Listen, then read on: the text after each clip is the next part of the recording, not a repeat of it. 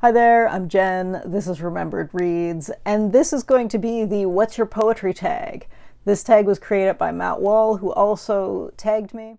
Just a note that since I filmed this video, Matt has changed his channel name to Matt Wall Poetry and he runs poetry workshops on his channel, so if you are into that kind of thing, check him out.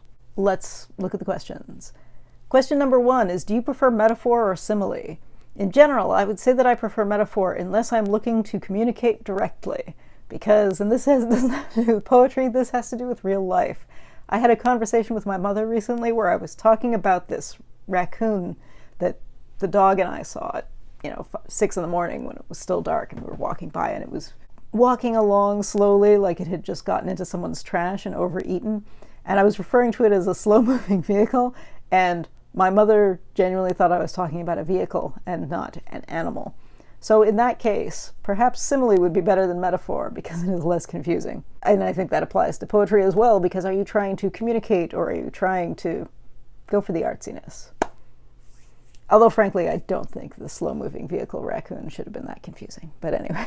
Question number 2 is, what is the most important element of a poem to you? Form, structure, meaning, feeling, sound, alliteration, consonance, etc. And it says you cannot say all of the above, but I would not say all of the above. I think the most important thing to me in poetry is to see a kind of level of creativity and a kind of goal setting and then success at that goal setting. So if a poem is trying to do something that's stylistically really interesting, I want to see that be interesting. I don't want them to fall into something that we've seen already. On the other hand, if the poet is doing something that is very structured, where there has to be real attention to the rhythm or the rhyme or the meter, then I want to see that done well. So it depends. I want to see a goal, and I want to see the goal be achieved to the best of the poet's ability, I guess. It's a competition. It's the Poetry Olympics. I don't know. Question number 3 is, what is your favorite school or movement in poetry? I do not have one, because I think the best kind of poetry is the kind that borrows from as many different sources as possible and makes something interesting with that. Although that said, I do enjoy the blood and guts brand of First World War poetry more than almost anything else. So does that count? I think that probably doesn't count. I don't think that counts as an actual movement in poetry, unfortunately, but hey, if it did, that would be my pick. Question number 4 is, since we see the world through a poet's eyes, does a poet have to have an interesting life for you to like their poetry? And I think that maybe depends on what you consider an interesting life. Because on the one hand, when I talk about enjoying the war poets, that is kind of predicated on them having experienced the war. But at the same time, I think a writer can have an interesting perspective on something that is innately boring. Like the naturalist, what's his name? And it's a pen name. It's not his real name they wrote in, but Journal of a Disappointed Man, who was this Victorian era naturalist who had MS, and at the time that meant that he was going to be housebound and bedbound for a long time. And his journals are not boring because he wasn't doing anything, because it's more about having an interesting perspective than having adventures. Although having adventures is also good. Travel poetry is also fantastic. But again, that's about what is the goal. If you're doing something introspective, it doesn't matter if you're out having adventures. If you're writing a travel poem, you ought to be traveling. So, question number 5 is, how does geography play into the poets that you like, or does it at all? Well, you could boil geography down to language as well, right? I think the further apart any two languages are, if you're reading them a work in translation, the more you lose. And so I think geography plays into that, in that at a certain point, you're not really reading the original poet's work anymore. You're reading a creative exercise that some other poet writing it is. So we're limited by geography in the sense that geography usually determines which languages we speak. Not entirely true. Well, I mean, yeah, because even your opportunity to learn a 3rd, 4th, 5th language is going to be limited by where you are. So sometimes you're just lucky enough to be somewhere where you have access to that kind of thing. And I mean, that ties into even languages you do speak. I've talked about this in other contexts, but I'm very fortunate that living in Toronto, our library does have work in dozens of different languages. Some people, I remember Claudia from Spinster's Library used to talk about when she was in grad school in Wales, and her library only had books in English and Welsh. And that's a limit if you want to read books in other languages, even though she speaks other languages. So yeah, I mean, that certainly has a limitation.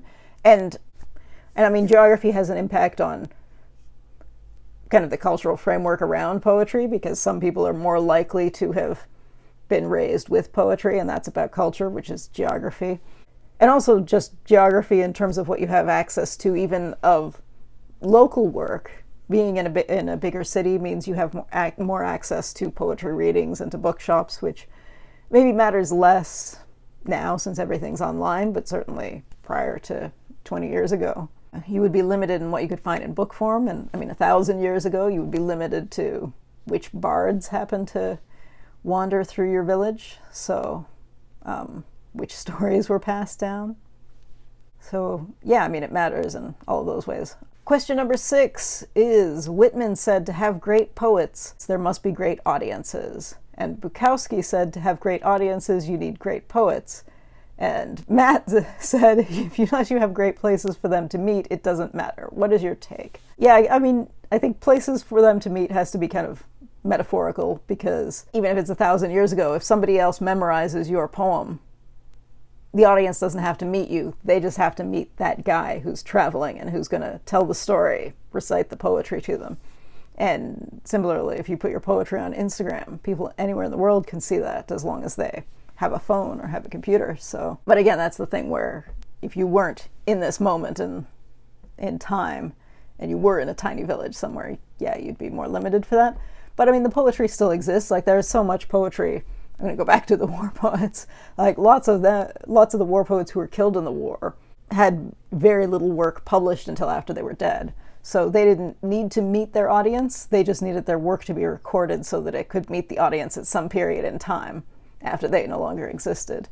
So as long as there's a record, I think that's the problem when you're dealing with poetry that's coming out of an oral tradition, because as soon as you break the chain of recital, that's gone. So you just need to write it down.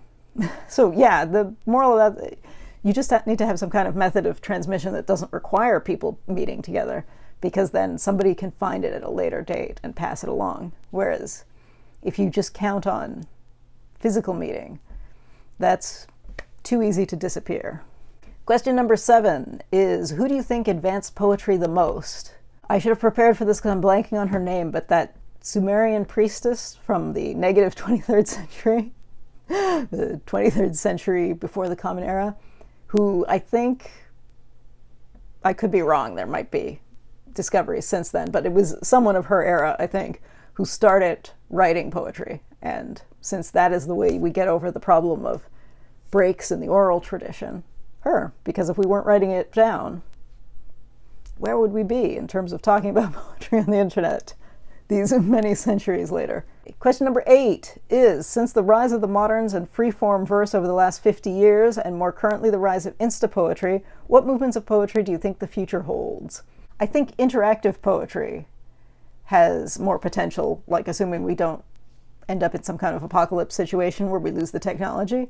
Because if you look at kind of the musical mashups that you see on social media, where people take bits of one thing and turn it into something else, and again, often that's music or humor, but I think music and humor are both right on the edge of poetry and can be poetry, so I think that's absolutely a direction poetry is probably taking as we speak. So that. So this tag was from 3 months ago, so I do not remember who has done this, but if you're watching this and you haven't seen it before, please consider yourself tagged, especially if you are interested in poetry. All right, that's it for now. Ciao.